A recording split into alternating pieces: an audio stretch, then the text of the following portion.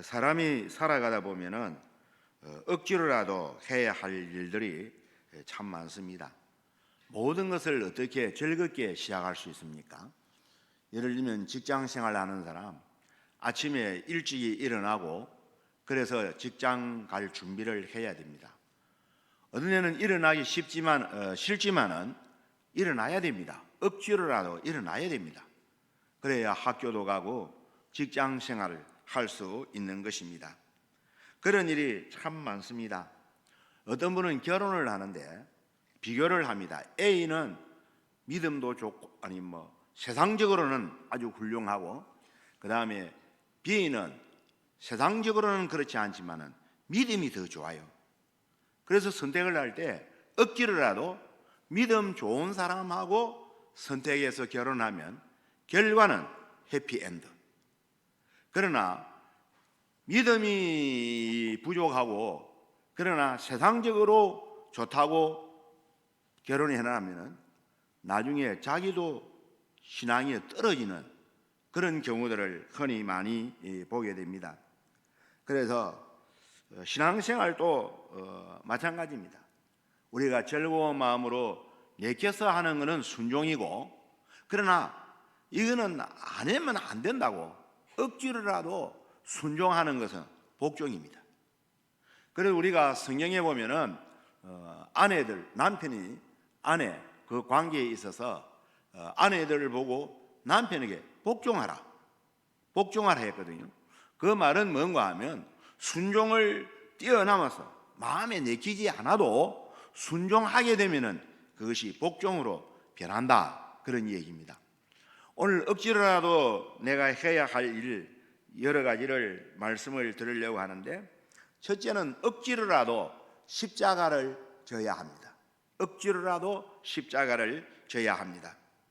오늘 마가복음 15장 21절을 이제 우리가 읽었는데, 알렉산더와 루포의 아버지 구레네 사람 시몬 시골로부터 오다가 로마 군민들에게 붙들려서 예수님의 십자가를 억지로 지고 가게 했다 하는 말씀이 나옵니다.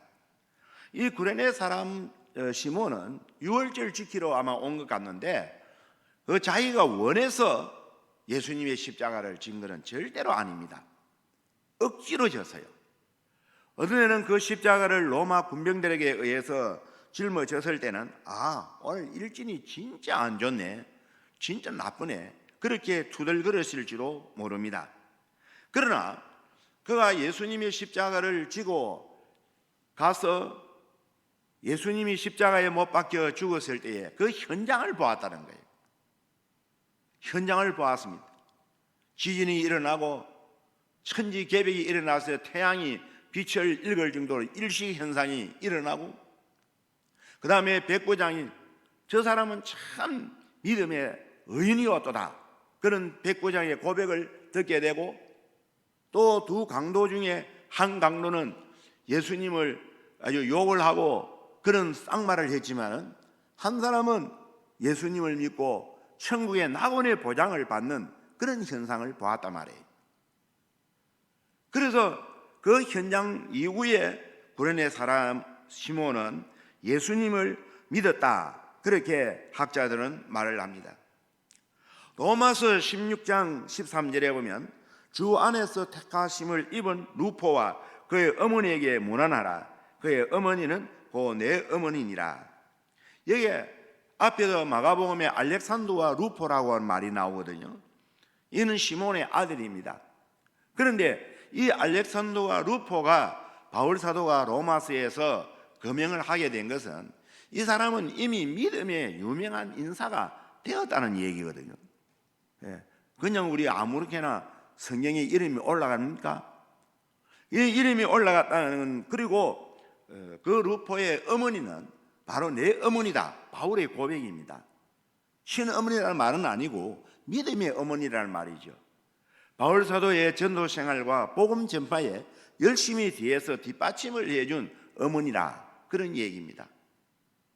그래서 교회의 전성에 의하면은 로마 제국 신앙의 자유를 선포한 콘스탄티노 대제는 이 구레네 사람 시몬의 12대 후손이라고 그렇게 말을 하기도 합니다. 그렇다면 그 가운데에 얼마나 많은 신앙의 인걸들이 나왔겠습니까?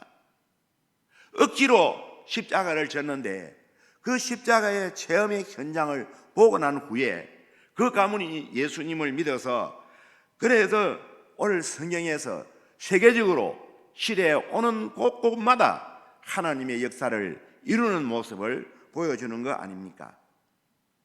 오늘 우리가 하나님께서 좋아하는 일이라면 억지로라도 해놓고 보면은 내게 유익이 되지 손해되는 일은 절대 없습니다. 누가복음 14장 27절에 보면 누구든지 자기 십자가를 지고 나를 따르지 않은 자는 능히 내 제자가 되지 못한다. 이 말은 그냥 어떤 나무 십자가 모형의 그 십자가를 지라는 말이 아니고 예수님의 십자가를 지는 그 가슴에 있는 뜨거운 신앙의 체험을 의미하는 것입니다. 우리가 예루살렘에 구경을 가면은 제가 2번을 가봤는데 처음에는 그런 일이 없었는데 나중에는 그 나무 십자가가 그게 있어요. 그 뭐 예수님 짓던 그 십자가의 모형을 내 가지고 있는데 그거를 이제 무슨 어깨에 메고 이렇게 가는데 처음에는 어깨에 메보고 그래요. 그런데 2번째는 한 10년 후에 제가 2번째 가봤는데 2번째 가니까 그 어깨에 메고 저까지 가는데 돈을 받더라고. 그 장사수를 하는 사람들이 뭐 하나 처음에는 10달러 그러다가 안 사면은 나중에 1달러까지 내려옵니다. 그 유대인들인데 그 사람들 예수님 믿는 사람 아니거든요. 그런 오늘 우리 십자가의 체험을 하는 것을 의미하는 것은 아닙니다. 우리가 예수님을 믿는 데는 내 몫에 대인 십자가를 지고 억지로라도 가야 될 때가 있습니다. 우리 주기철 목사님이 그런 말씀을 했지 않습니까? 내가 예수님을 십자가를 지기가 힘들지만은 십자가를 지고 나면 그때부터 예수님이 나를 업고 가신다. 그런 표현을 했거든요. 예수님을 믿고 나면은 그때부터 예수님 믿는 만큼 쉬운 게 없어요. 우리 영어에 No cross, no crown이라는 말이 있습니다. 십자가가 없으면 면류관이 없다.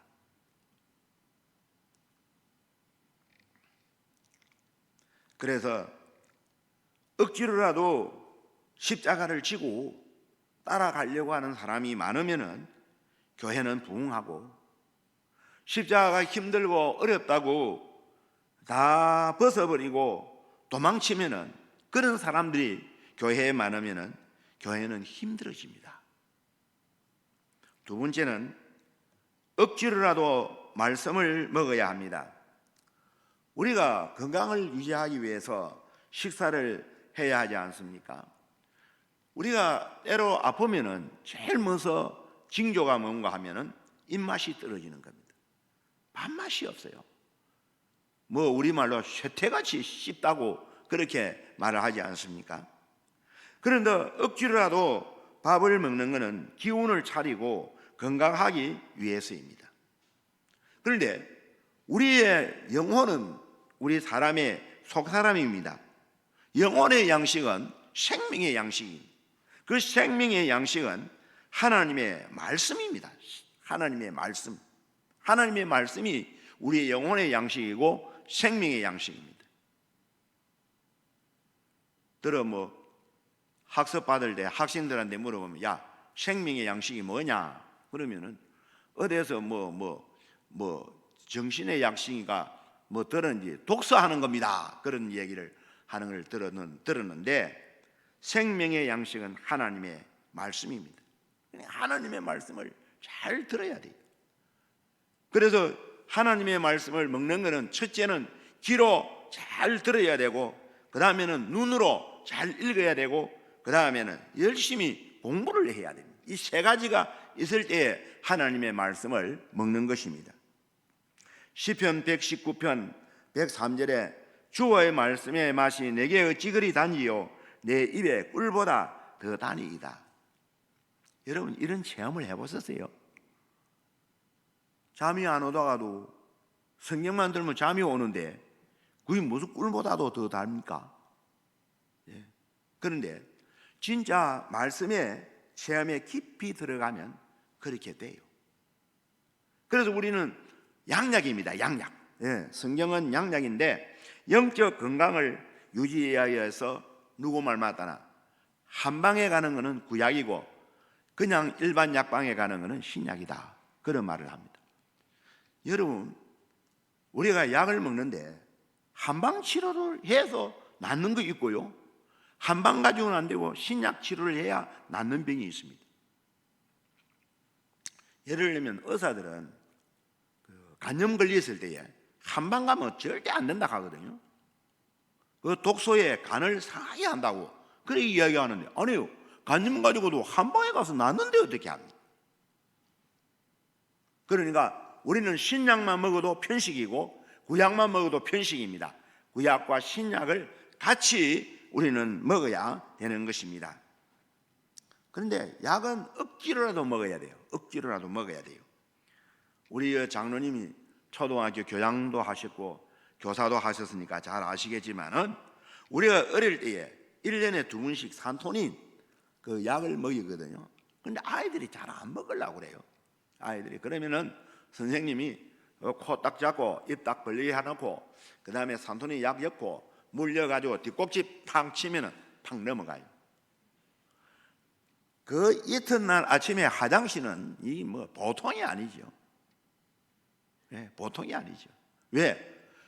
그 산토닌 약을 먹어가지고 해충을 죽여야 영양분이 섭취되는데 그때만 하더라도 영양분이 부족하지 않습니다. 그러니까 해충이 많으면 아이들이 얼굴이 노릇무리하게 그래요. 왜냐하면 해충을 죽여야 건강하거든요. 요한계시록 10장 9절에 보면은 내가 천사에게 나아가 작은 두루마리를 달라 한즉 천사가 이르되 갖다 먹어버리라. 내 배에는 쓰나 내 입에는 꿀같이 달리라. 하나님의 말씀은 입에는 들어가면 씁니다. 말씀을 지키려고 하면 힘이 듭니다. 고통스럽습니다. 그러나 그 말씀을 먹고 순종하면 그보다도 더 해피엔드가 없어요. 이게 우리 성도의 삶인 것입니다. 그러나 조심할 것은 하나님의 말씀을 억지로 풀어서는 안 됩니다.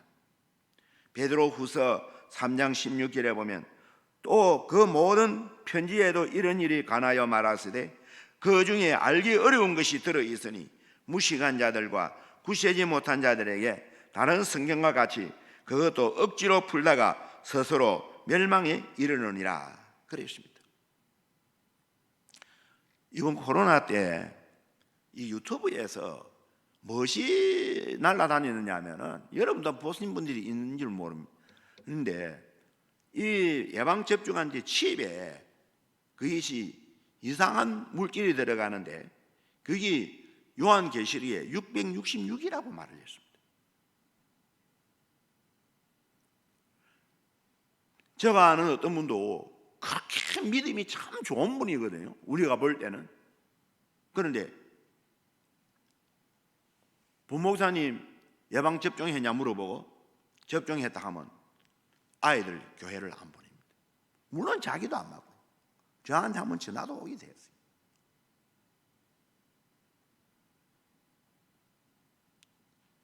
그러니까 오늘 성경을 그렇게 억지로 풀면 안 된다고. 그래서 우리는 말씀에 좀 어문되고 그런 분은 교역자에게 잘 배워야 됩니다. 잘 배워야 돼요. 누가복음 10장 38절 42절에 보면 마르다의 봉사보다 마리아의 말씀 청종을 주님은 좋은 편을 택하였다는 말을 우리 잊지 마시기를 바랍니다. 제가 작년에 예배당 지을 때입니다. 우리 강만구 목사님이 그 두 날개 잘한다고 해가지고 한번 내가 저녁에 모신 적이 한 번 있습니다.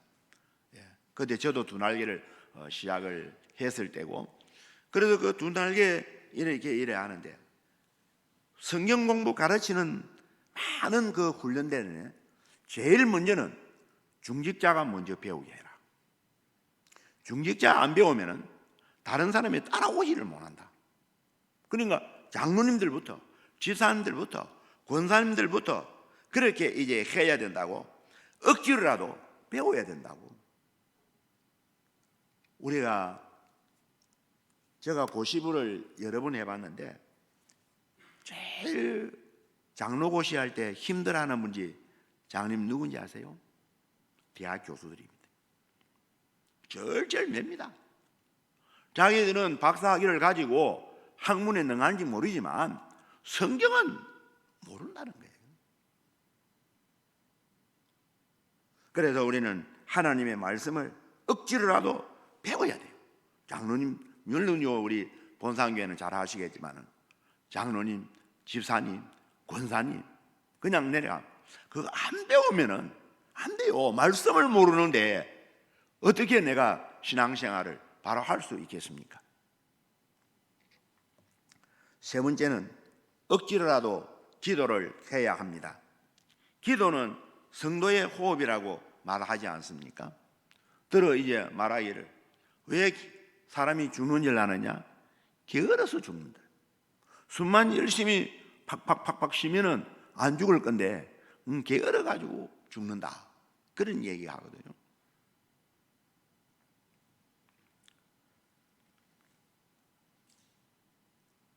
데살로니가전서 5장 10절에 쉬지 말고 기도하라. 쉬지 말고 기도해라. 우리 지금 70일 특별 새벽 기도하는데 아까 나가다가 내가 출석부 보니까 그래도 많이 참여했더라고요. 많이 참여했어요. 물론 들쭉날쭉하는 사람도 있지만 들쭉날쭉 할 수밖에 없어요. 70일 동안 한다는 그게 보통 어려운 거 아니에요. 지난번에 또 춥기는 또 얼마나 또 추웠습니까? 그래도 들쭉날쭉해도 나오는 것이 얼마나 더 귀한 일인지 모릅니다. 부산 성산교회 가면 박창재 장로님이라는 분이 계십니다. 그분은 이제 은퇴했습니다. 원로 장로님이신데 가정에다가 벽에 글을 써붙여 놓기를 새벽 기도 가지 않는 날은 내가 죽는 날이다. 그래 붙여놨대요. 나 다른 사람들이 얘기 들었거든요. 그래 내가 박창재 장로님 한 만나서 확인을 했습니다. 진짜 그렇다 하더라고요.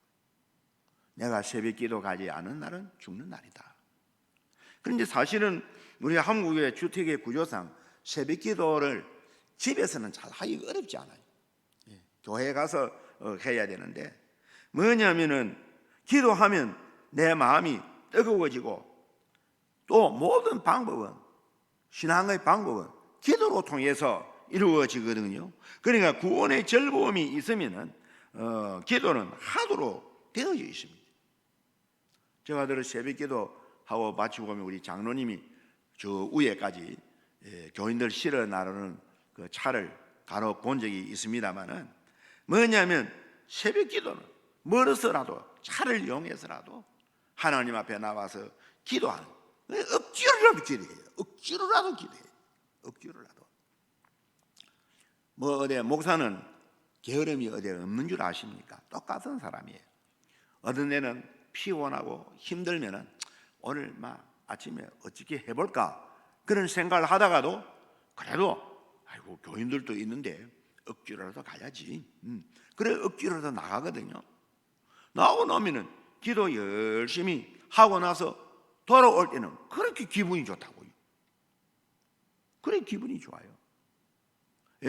새벽 기도 잘 나가다가 하루 빠지면은 그날 종일 찜찜 어디 이제 무엇이 하나 내 나사가 빠진 것 같이 찜찜하고 그래요. 그게 우리 신앙이 살아있다는 증거거든요.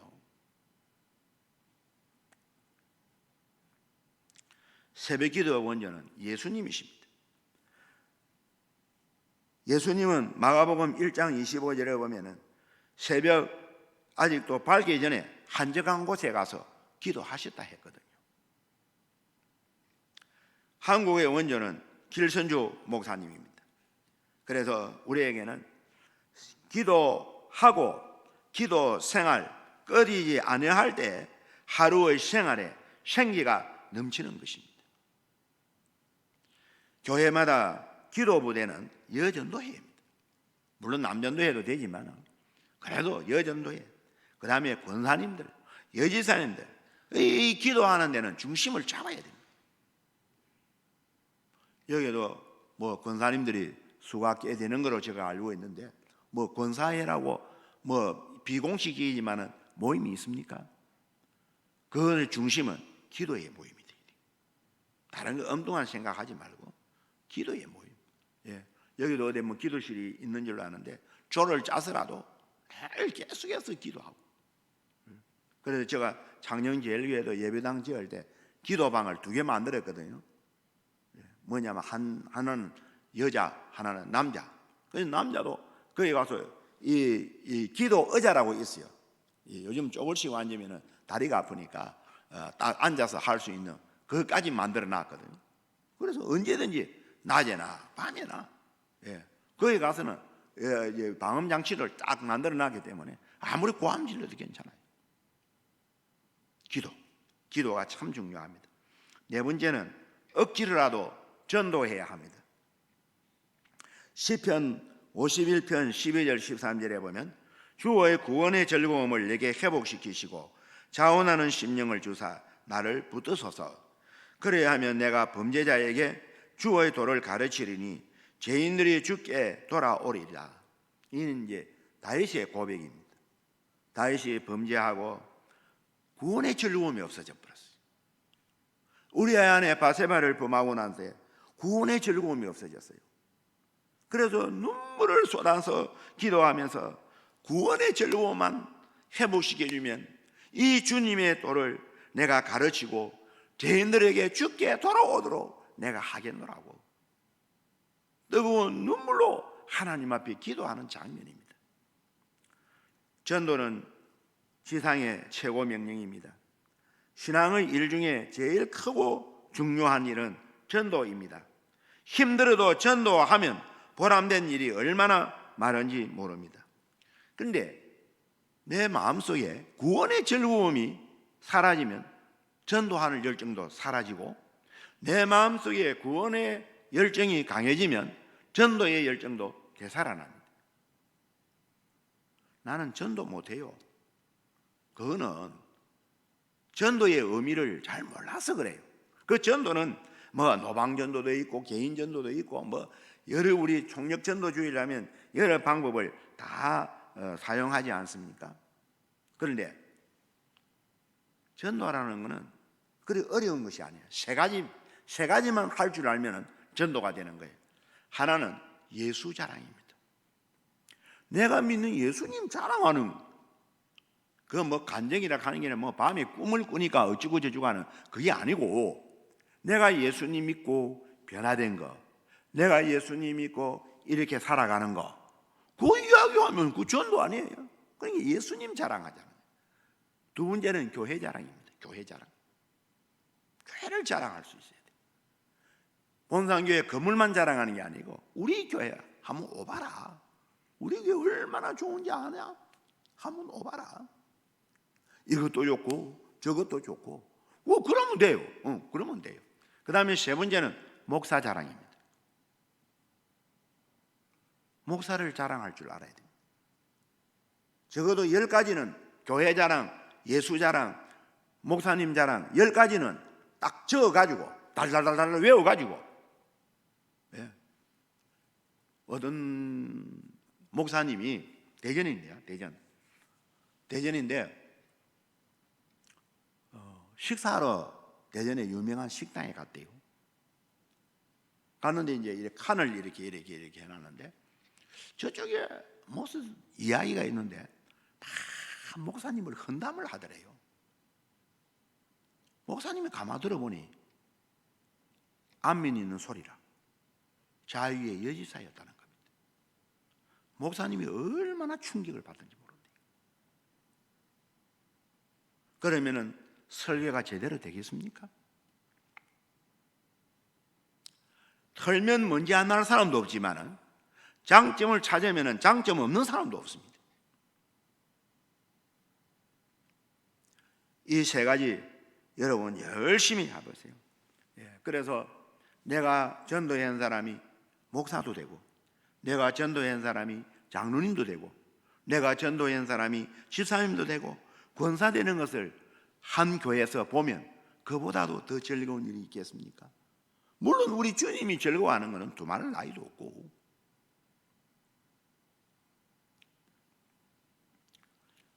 낮에도 아까 오전에도 얘기했지만 선교 열심히 하면 교회가 부흥돼요. 선교가 열심히 하면, 선교비 열심히 내고 열심히 하게 되면 교회가 재정적으로 더 풍요하게 된다. 그런 일들은 많이 이야기를 듣습니다. 그 다음에 다섯 번째로, 억지로라도 주일 성수를 해야 합니다. 요한계시록 1장 10절에 주의 날, 사도 요한이 성령에 감동되어 나팔 소리 같은 음성을 들었다. 이 주의 날, 이 주일이라는 말이거든요. 이것이 출애굽기 20장 11절에 보면은 이제 여섯 동안 하나님이 다 창조하시고 일곱째 날에 쉬셨다. 그래서 안식일을 복되게 했다 그랬어요. 그 안식일이 이제 신약에 와서는 주일로 변했거든요. 이 말은 주일 성수를 열심히 하라는 말은 예배 생활을 열심히 하라는 말입니다. 주일 예배 생활을. 예배는 때우는 식으로 절대 생각하지 마세요. 예배는 때우는 게 아닙니다.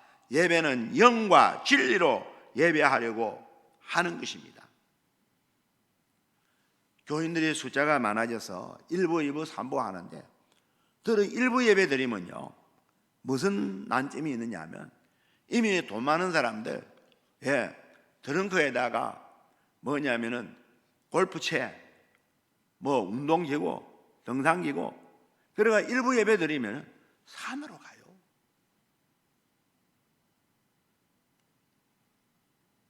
골프장으로 가요. 다른 데로 돌아다녀요. 그거는 주일 성수하는 거 아닙니다.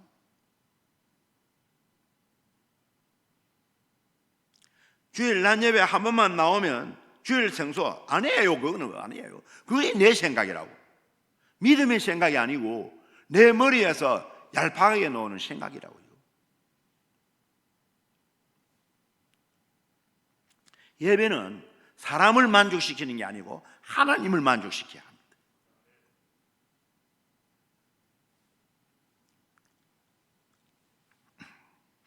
창세기 8장 20절 22절에 보면 노아 방주에서 나와서 제일 먼저 한 일이 무엇이냐 합니까? 제단을 쌓았습니다. 짐승을 잡아 정결한 짐승 다 취해서 번제로 제단을 쌓으니까 여호와께서 그 향기를 받으시고 다시는 땅을 저주하지 않고 모든 생물을 멸하지 않으며 심음과 거둠과 추위와 더위와 여름과 겨울과 낮과 밤이 쉬지 아니하리라고 하는 우주의 질서를 약속해 주셨거든요. 안식일의 주인 되신 우리 구주 예수님이 부활하신 이날, 구원의 즐거움으로 예배를 드리면 항상 하나님의 신령한 복을 받고 영혼 잘된 같이 범사가 잘 되고 건강의 복을 받을 줄 믿습니다. 그런데 저는 이제 여기 은퇴하고 나니까 이 코로나 때문에 이상하게 올 세 번째 제가 부름을 받았거든요. 목사님들이 코로나 걸려가지고 3월 둘째 주일, 셋째 주일, 올까지 세 번째 부름을 받았는데 나 참 진영에도 이상하더라고. 진영에서 제가 6년 동안 학교를 다니지 않았습니다. 여는 그래 오후 예배를 전에도 제가 한 번씩 오고 했는데 오후 예배를 드리지만은 오후 예배 안 드린다 지금도 있거든요. 무슨 행사한다는데 자기 오후 예배 안 드려도 행사한 데는 순서 맡아 하더라고요. 그건 아니잖아요. 그런데 제가 이제 도서관에 책을 이제 진영 도서관도 있고 한빛 도서관도 있으니까 책을 빌리다가 읽어요. 그런데 책을 하나 빌리 읽는 중에 저는 아직까지 그 소리를 한 번도 못 들었거든요. 지금까지 어느 목사님도 칼빈의 개혁주의 이야기하면서도 그 얘기는 안 했어요. 칼빈은 제네바 교회에서 심호할 때 주일날 예배를 몇 번 들었냐면 4번을 들었어요. 새벽 기도를 했어요. 그분은 칼빈이 새벽 기도 했더라고. 여름에는 4시, 겨울에는 5시. 그 다음에 우리가 말하는 주일 대예배는 아침 8시에 모였어요. 8시에 모여가지고 시편, 찬송, 기도, 설교 그렇게 했어요. 그 다음에 정오 예배를 또 모여요. 12시에는 모여가지고 신앙교육을 했어요. 그래서 칼빈의 5대 교리가 나온 겁니다. 그 다음에는 또 오후 예배를 드렸어요. 15시 시편, 찬송, 설교. 이 구라파 스위스나 이런데 오후 3시 같으면 이미 어두무리해질 때입니다. 그러니까 우리를 말하면 밤 예배예요.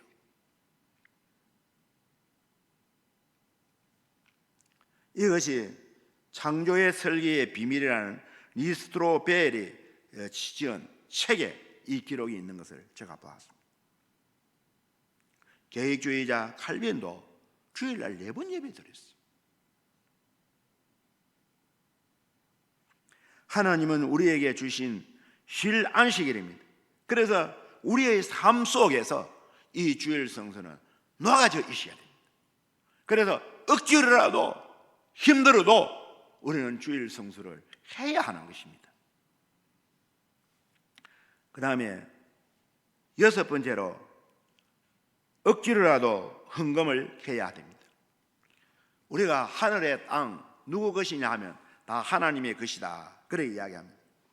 이거 뭐 지갑에 돈은 몇 푼 안 들었지만 이 지갑은 대표적으로 말할 때 누구의 것입니까? 예? 개인적으로는 정수생의 것입니다. 그러나 궁극적으로 보면은 하나님의 것이죠. 헌금하고 연보하고는 조금 다릅니다. 예, 구별하면 헌금은 하나님께 드리는 여러 예물이고 연보는 주님의 이름으로 구제하는 그런 물질입니다. 그런데 이것도 억지로 해야 할 때가 있어요. 그런데 인쇄감으로나 남의 눈 때문에는 억지로 하지 말라고 고린도후서 9장 6절 7절에 그랬습니다. 누가 하니까 나는 이 정도 해야 안 돼요. 그러는 건 억지로 하지 말고. 그러면 시험 들어요. 예, 즐거운 마음으로 기도하고 즐거운 마음으로. 그래 하나님은 즐겨내는 자를 사랑하시거든요. 헌금은 마귀가 유혹하기 위해서 쓰는 최고의 무기 중에 하나랍니다. 헌금에 마귀한테 넘어가면 볼장 다 파는 거예요. 헌금의 꽃은 11조라고 말하지 않습니까? 우리 말라기 3장 10절 잘 알지요. 예, 하늘 문을 열고 11조 드리면은 양식이 있게 하고 하늘 문을 열고 복을 쌓을 것이 없도록 붙지 아니하나 보라 그랬습니다. 그래서 여기에서 온전한 11조라는 말이 나옵니다. 우리가 11조 안 해도 사람에게 도둑질 하는 것은 절대 아닙니다. 왜? 우리는 11조는 하나님께 드리는 것입니다. 그런데 도둑질은 하나님의 것을 도둑질하는 것입니다. 이 말라기 3장에도 그렇게 말씀을 드렸습니다. 예를 들면은 우리가 부모의 지갑을 훔치면은 부모 지갑 훔치는데 뭐 도둑질이냐 그래 말할 수 있죠. 또 어린 아이들은 그런 경험이 다 있어요. 부모의 지갑에 손을 댈 수가 있습니다. 그러나 아버지의 것이라고 죄가 안 되느냐? 아닙니다. 허락 없이 가져가면 그게 죄입니다. 잠언 28장 24절에 부모의 물건을 도둑질하고서도 죄가 아니라 하는 자는 멸망받게 하는 자의 동료니라 그랬습니다. 그러니까 우리 하나님의 아버지의 것인데 하나님의 허락 없이 사용하는 것은 도둑질이 되고도 남음이 있는 것입니다. 오늘 우리는 헌금 생활할 때 대충 때우는 식으로 하지 말고 정확하게 하셔야 됩니다. 오늘 우리가 들어보면은 결혼식을 하면은 축의금을 받죠. 요즘은 이제 코로나 시대가 되니까 아예 청첩장에다 마음을 전하는 곳 이래가지고 계좌번호를 다 적어 넣더라고요. 요즘 부고장도 이 휴대폰으로 문자로 메시지를 들어오는데 마음을 전하는 곳에 계좌번호였습니다. 그런데 오늘 우리가 축의금을 하든지 장례식을 하든지 부의금을 받으면은 11조 해야 됩니까? 안 해야 됩니까? 수입 아닙니까? 수입.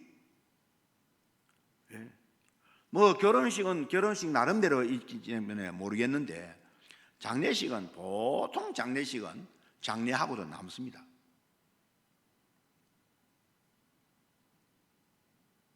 하나님이 그 구분해서 드려야죠. 때가 드려야 되죠. 수입 남은 거.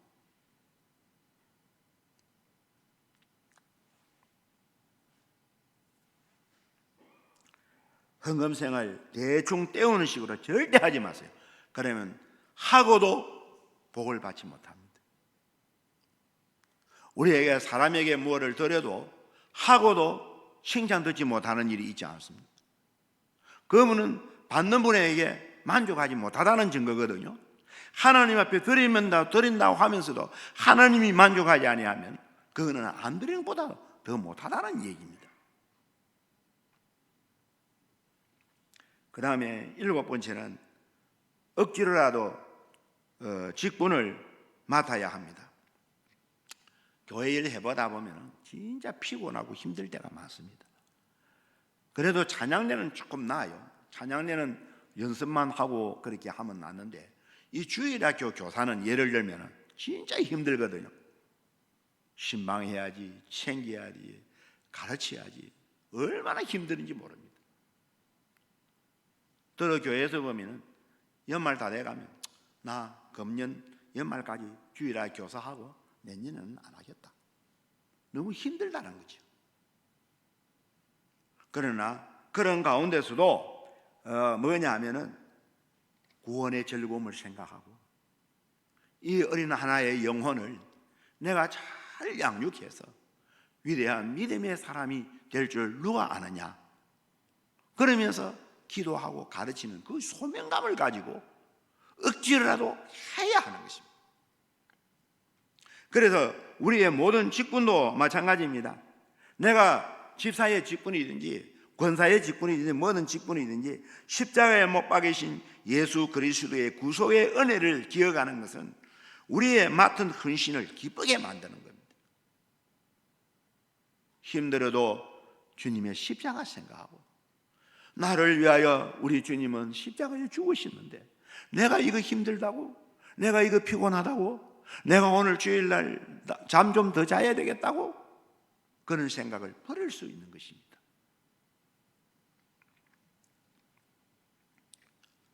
요한계시록 2장 10절 잘 알지 않습니까? 고난 두려워하지 마라. 내가 죽도록 충성하라. 그래야 하면 내가 생명의 면류관을 내게 주리라. 죽기까지라는 말은 말보다도 죽음을 각오하고 일을 해야 된다 하는 것입니다. 그런데 목사하고 장로는 좀 다르다고 제가 생각해요. 뭐냐면 목사도 소명감이 없이 어쩌다가 억지로 하게 되면 교회도 평생 힘들고 자기도 평생 힘들어요. 장로님도 그렇더라고요. 뭐냐면은 소명이 없이 하면은 힘이 들면은 도망쳐버려요. 그건 아니잖아요. 베드로전서 5장 2절에 보면 너희 중에 있는 하나님의 양무리를 치되 억지로 하지 말고 하나님의 뜻을 따라 자원함으로 하며 더러운 이득을 위하여 하지 말고 기꺼이 하며 그랬습니다. 마지막으로 억지로라도 잘못했다는 말을 할 줄 알아야 합니다. 여러분, 잘했다는 말은 할 수 있지만은 내 잘 못했어, 그 말은 진짜 어려워요. 우리 목사 세계는 더욱 그렇습니다. 참으로 어려운 말입니다. 아무리 생각해도 내 탓이 아니고 당신 탓인데 내가 왜 내 탓이라고 얘기를 해야 되느냐, 그런 말이 나오거든요. 옛날에 고 김수환 추기경이 내 탓이요 하는 스티커를 해가지고 차에다가 붙였습니다. 뒤에다가. 그게 굉장히 새바람을 한번 일으킨 적이 있거든요. 차가 부딪혀도, 차가 무슨 금이 가고 찌그러져도 이거는 내 탓이라고 돌리면 모든 것이 빨리 해결이 되어집니다. 내 탓이 아니고 당신 탓이라고 할 때에 여러 가지 어려운 일들이 생기거든요. 마태복음 5장 23절에 그러므로 예물을 제단에 드리려다가 거기에서 내 형제에게 원망 들을 만한 일이 생각나거든 예물을 제단 앞에 두고 먼저 가서 형제와 화목하고 그 후에 와서 예물을 드리라. 우리 마태복음 6장 12절에도 우리 예수님이 우리가 우리에게 죄 지은 자를 사하여 준 것 같이 우리 죄를 사하여 주시옵고.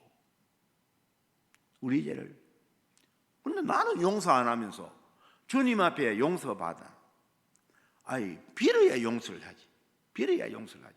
그 말은 우리 생각이고, 안 빌어도 내가 먼저 용서하고 내가 먼저 손 내밀면 되어지는 것입니다. 오늘날 교회도 보면은 어떤 애는 식사하는데 저 사람하고 나 밥 안 먹겠다고 밥그릇 들고 피해가는 사람은 없는 줄 아십니까? 어떤 애는 구역을 배정하는데 아마 본산교회도 뭐 얘는 아닐게요. 나는 그 구역에 절대 못 간다고. 그거는 어떤 분이 있기 때문에 나는 못 간다고. 들어 목사님들도 그러거든요. 뭐 이 노예 같은 거 뭐 하는데 보면은 뭐 어쩌고 저 뭐 교회 때문에. 그럼 저는 그런 얘기합니다. 천당 가도 그러면 그렇게 살 겁니까? 천당 가도 내 가족 찾고 내 교회 찾고 그렇게 할 거냐고. 무슨 소리 하느냐고. 예수님을 도대체 어떻게 믿고 사느냐고. 어떻게 내가 가르치느냐고. 그렇게 이야기할 때가 있습니다. 저는 이분은 통합청 목사님인데 일찍이 세상을 떠났어요.